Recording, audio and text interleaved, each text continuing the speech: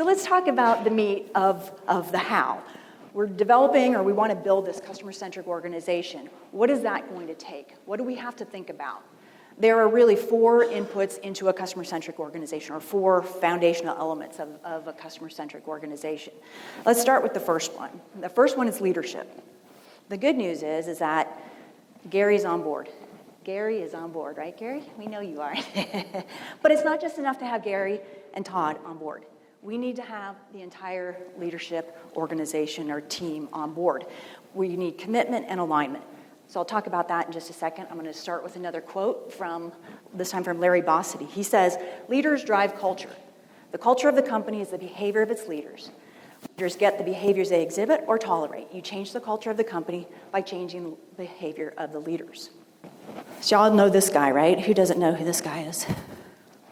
All right, I heard him speaking at an event a couple of years ago. He was the keynote, but he was being interviewed by my client's CEO. And he told a story about the first time that he bought a car dealership.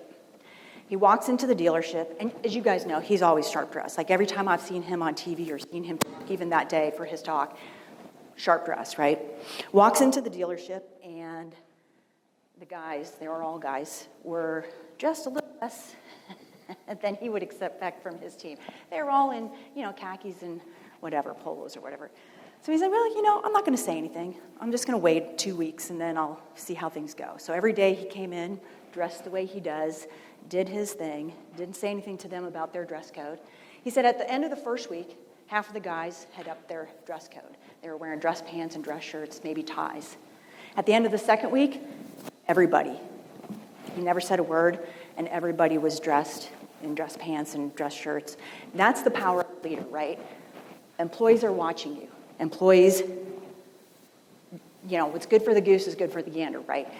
Employees don't expect that you're going to do something different than they can do. So dress, act, behave the way that you expect, model the behavior that you expect from your employees. The things that leaders say are deemed important by employees.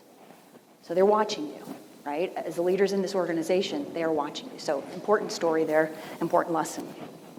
All right, so let's go back to commitment and alignment. What we want is commitment from the leadership team to commit to the success of the transformation, and in order to do that, they've got to commit the resources, time, capital, human, whatever resources, financial, to see this transformation through and make sure it's successful.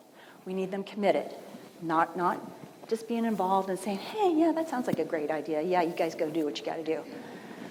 And I'll tell you the difference between commitment and alignment. It's a story of the chicken and the pig. I'm sorry, commitment and involvement.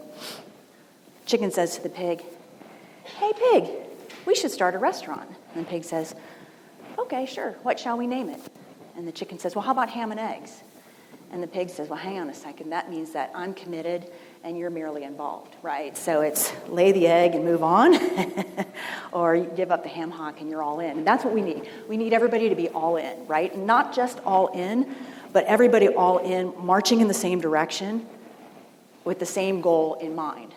So what we need is alignment across the organization, and that leads to, I talked about the benefits of a customer-centric culture. One of those benefits was consistency. When everybody across the organization is marching in the same direction, and we've got alignment, that leads to consistency in the experience for both employees and for customers.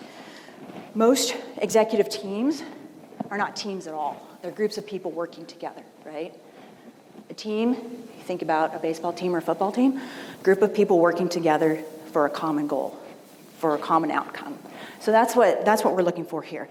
In order to get that alignment, if we need to have that conversation. We need to let everybody have their say, have their word, know how they feel about the transformation work that lies ahead. And we all get in a room and we say, okay, here's the good, the bad, whatever. And then we decide and we commit to it. And we leave that room and there's no meeting after the meeting and there's no bad-mouthing the decision. Everybody's on board and we know the work that needs to be done going forward to build this customer-centric organization. So that's leadership.